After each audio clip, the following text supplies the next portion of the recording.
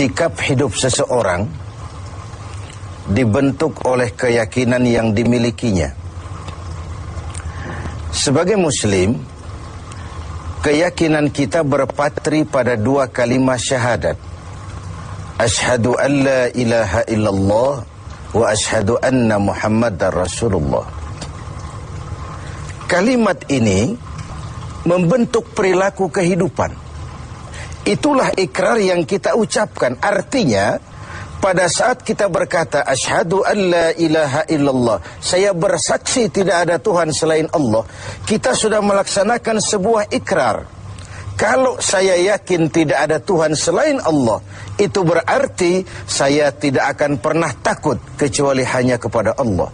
Saya tidak akan pernah menggantungkan hidup kecuali hanya kepada Allah. Saya tidak akan melarikan persoalan kecuali hanya kepada Allah. Saya tidak akan minta tolong kecuali hanya kepada Allah. Saya tidak akan minta rezeki kecuali hanya kepada Allah.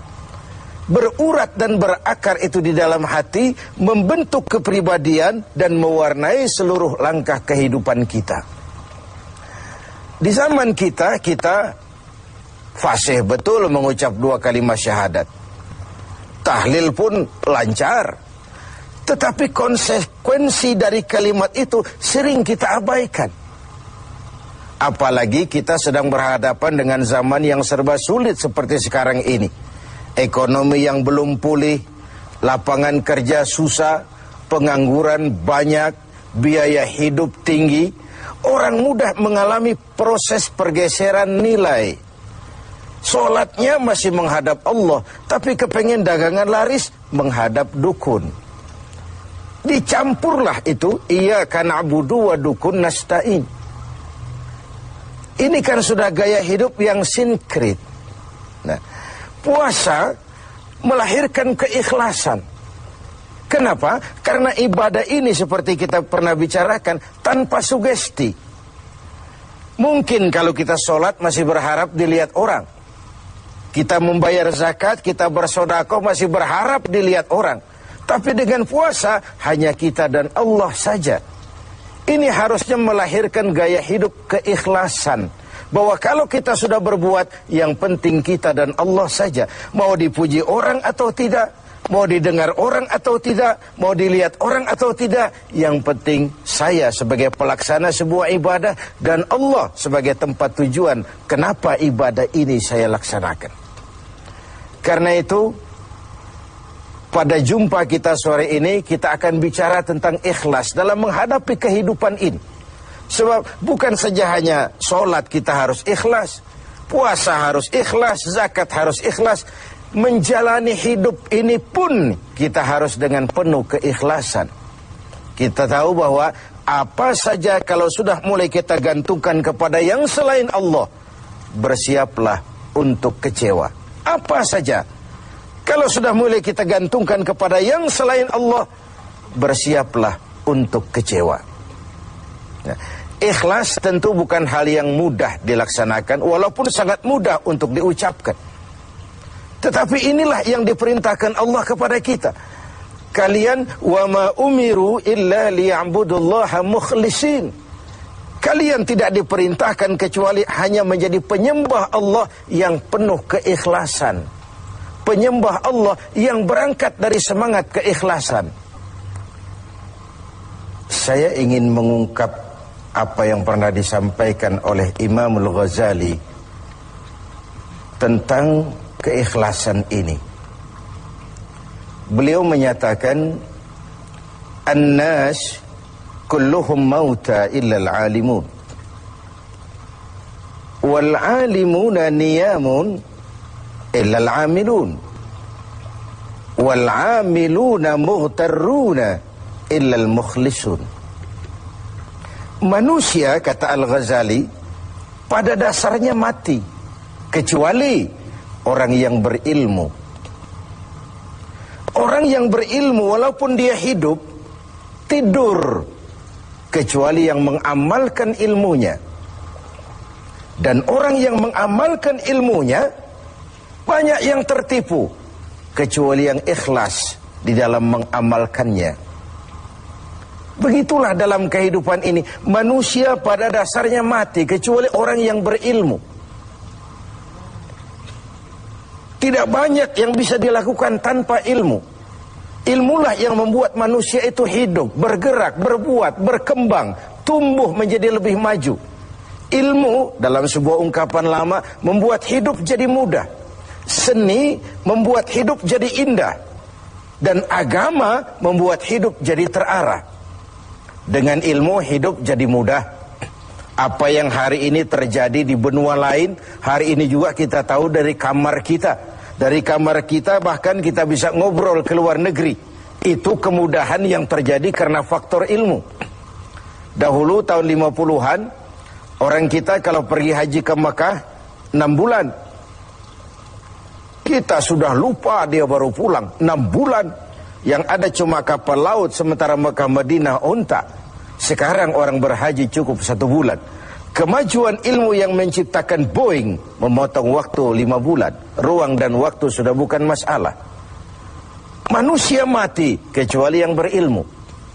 Orang yang berilmu walaupun dia hidup, tidur kecuali yang mengamalkan ilmunya itu. Nah, orang yang mengamalkan ilmunya banyak yang tertipu. Merasa sudah banyak karyanya, sudah banyak ibadahnya, sudah banyak kebaikannya. Mereka banyak yang tertipu, illal mukhlisun, kecuali yang ikhlas di dalam mengamalkan ilmunya itu.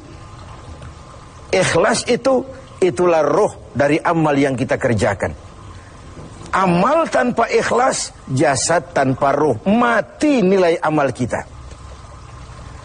Nah, dan iblis itu luar biasa.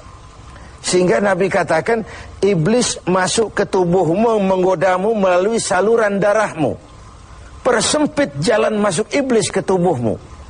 Sahabat bertanya, dengan apa ya Rasul? Dengan zikir dan lapar.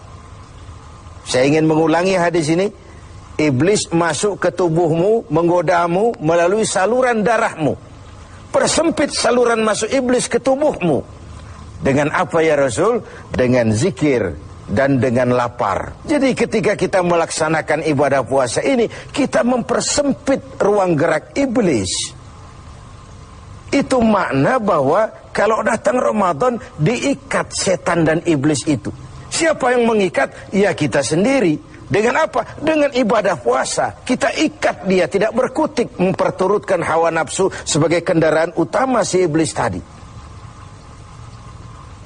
Jadi kembali kepada soalnya, keikhlasan. Itulah nilai dari amal kita. Nah, iblis datang kepada setiap orang dengan bendera yang tidak sama. Iblis datang kepada orang kaya dengan bawa bendera bakhil. Iblis datang kepada penguasa dengan membawa bendera kezaliman. Iblis datang kepada para kiai dengan membawa bendera hasud, iri hati, dengki. Iblis datang kepada orang kaya dengan membawa bendera pelit, bin bakhil alias kikir. Strateginya berbeda, bergantung kepada yang didatanginya.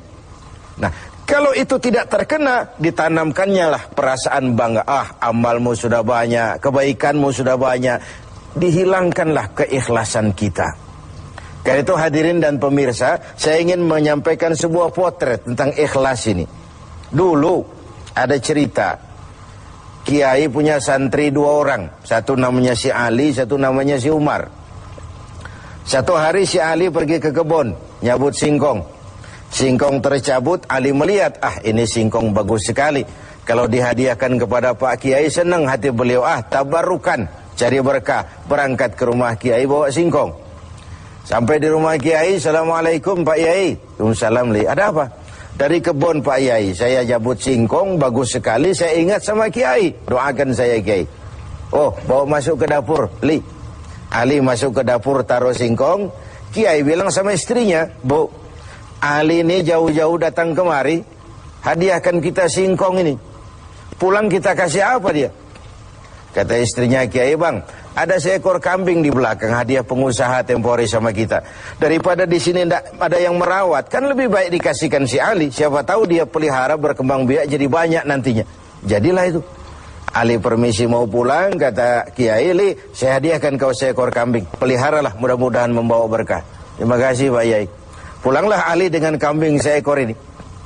Di jalan pulang ketemu temannya si Umar. Dari mana kau, Li? Dari rumah Kiai Umar. Itu kambing dikasih sama Kiai. Kenapa kamu dikasih kambing? Enggak tahu, saya datang cuman bawa singkong ke rumah Kiai, pulang dikasih kambing. Si Umar nih otak dagangnya jalan. Kalau Ali saja bawa singkong dikasih kambing, bagaimana kalau saya bawa duren? Jadi mampirlah si Umar ke pasar beli duren 3 buah, dibawalah ke rumah Kiai. Kiai, assalamualaikum. Ada apa, Mar? Duren Kiai, ikhlas karena Allah, ikhlas Kiai, silakan. Oh, bawa masuk ke dapur, Mar. Umar taruh singkong taruh duren di dapur. Kiai bilang lagi sama istrinya, Bu, Umar nih datang bawa duren lebih banyak dari yang dibawa si Ali. Kita kasih apa dia pulang? Kata istrinya Kiai, abang nih kambing seekor pun sudah dikasih Ali, bang. Sudah nggak ada apa-apa lagi di rumah. Gitu ya? Iya. Jadi macam mana? Kata istrinya Kiai, begini sajalah bang. Ali tadi kan datang bawa singkong. Lalu Umar nih daripada pulang tangan kosong, sudah singkong Ali saja kasihin si Umar. Begitu. Iyalah. Ya jadilah. Umar permisi mau pamit pulang, kata Kiai, Mar, ada singkong, kamu bawa pulanglah, saya hadiahkan sama kamu, rebus, mudah-mudahan bawa berkah buat kamu. Pulanglah si Ali bawa singkong nih kan. Jadi ini sebuah potret betapa si Ali yang ikhlas bawa singkong dapat kambing. Umar nih yang punya target bawa duren 3, pulang dapat singkong. Nah, jadi ini sebuah cerita bahwa apa saja kalau sudah kita mulai bukan karena Allah, bersiaplah untuk kecewa. Itu dulu, barangkali adik-adik ada yang akan mengajukan pertanyaan. Silakan. Assalamualaikum warahmatullahi wabarakatuh. Salam. Kiai, ada yang ingin saya tanyakan berkenaan dengan ikhlas. Pertanyaannya, bagaimana contoh orang yang ikhlas dalam berbuat? Ya, contoh orang yang ikhlas dalam berbuat. Saya ingin menyampaikan sebuah cerita saja, tapi agak vulgar. Tapi ini agak mendekati ya. Orang yang ikhlas dalam berbuat itu, mohon maaf, barangkali agak mirip-mirip orang yang buang air besar. Ini saudara-saudara, kalau pagi buang air besar ikhlas enggak? Ikhlas kan? Apa pernah ditengok-tengok? Enggak pernah. Apa pernah berharap balik lagi? Juga enggak. Walaupun malam habis makan enak, makan sate, buahnya anggur, apel, besok pagi dibuang ikhlas. Enggak begitu jatuh terus ditengokin, jangan-jangan satenya ini. Enggak, sudah ikhlas, kurelakan di kau pergi. Begitu kira-kira contoh orang yang ikhlas dalam berbuat. Ini maaf ya, contohnya agak vulgar, tapi saya pikir itu yang agak mendekati.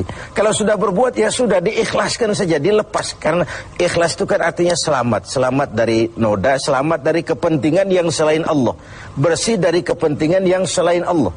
Nah itu yang kita inginkan dalam berbuat. Dan puasa sekali lagi melatih kita untuk menerapkan sikap-sikap ikhlas. Kan kalau sudah kita puasa, yang tahu cuma kita dan Allah saja. Bukan karena ingin dipuji orang, bukan karena ingin disanjung orang, tapi karena melaksanakan perintah Allah berdasarkan keikhlasan. Mudah-mudahan puasa ini semakin mendorong kita menjadi orang-orang yang ikhlas.